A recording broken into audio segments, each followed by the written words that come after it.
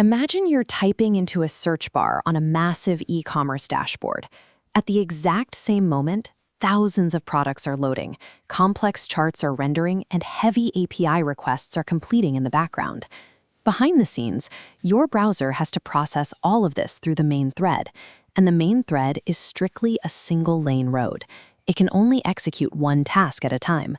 To keep your screen fluid, the browser must paint a new frame every 16.6 milliseconds.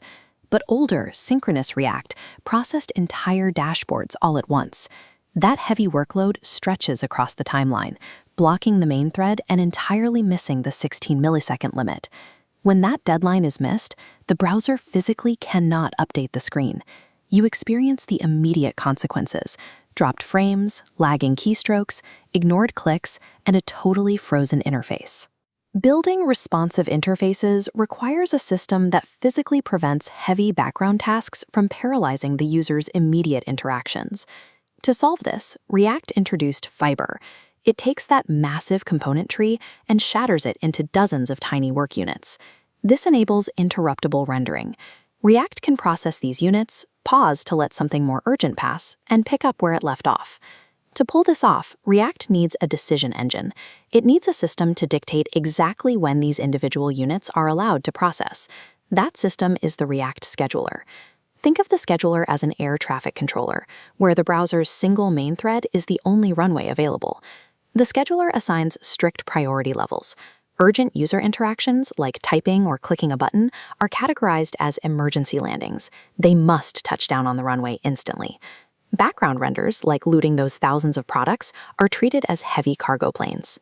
They can safely circle in a holding pattern until the runway is clear. By enforcing this hierarchy of importance, the scheduler prevents browser lockups. It ensures the machine always defers to human urgency. This timeline shows how the scheduler executes its prioritization. Through time slicing, it works on low-priority cargo planes for a few milliseconds, deliberately stopping before the deadline. This yields control, allowing the browser to paint the next frame on schedule so the screen never freezes. Then, right in the middle of a heavy background render, a user clicks a button. The scheduler instantly halts the low-priority background work. It clears the runway, processes the high-priority click immediately, and only resumes the background data once the urgent action is complete. React also gives developers direct access to this system using a function called Start Transition. Wrapping a massive state update inside this function acts as a manual control panel. It explicitly labels the update as non-urgent, officially tagging it as a low-priority cargo plane for the scheduler. Developers and the scheduler work in perfect tandem, continuously dodging that 16-millisecond limit to keep the interface highly responsive. This creates a predictable experience. Every keystroke receives immediate visual feedback, even as massive data updates process in the background without causing a stutter. But there is a common misconception here. Concurrent rendering does not mean JavaScript has magically gained the ability to use multiple threads simultaneously. Instead, it is the mastery of microscopic time slicing and intelligent interruption. It creates the perfect illusion of multitasking, all while running on that exact same single thread.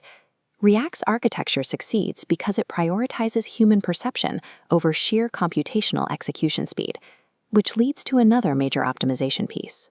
In our next episode, we'll explore React batching and state updates, uncovering why triggering multiple state changes often results in only a single screen re-render. The scheduler reveals how React manages the constraints of the browser. By controlling the timing of every work unit, React ensures that the interface remains interactive, regardless of how much data is being processed behind the scenes.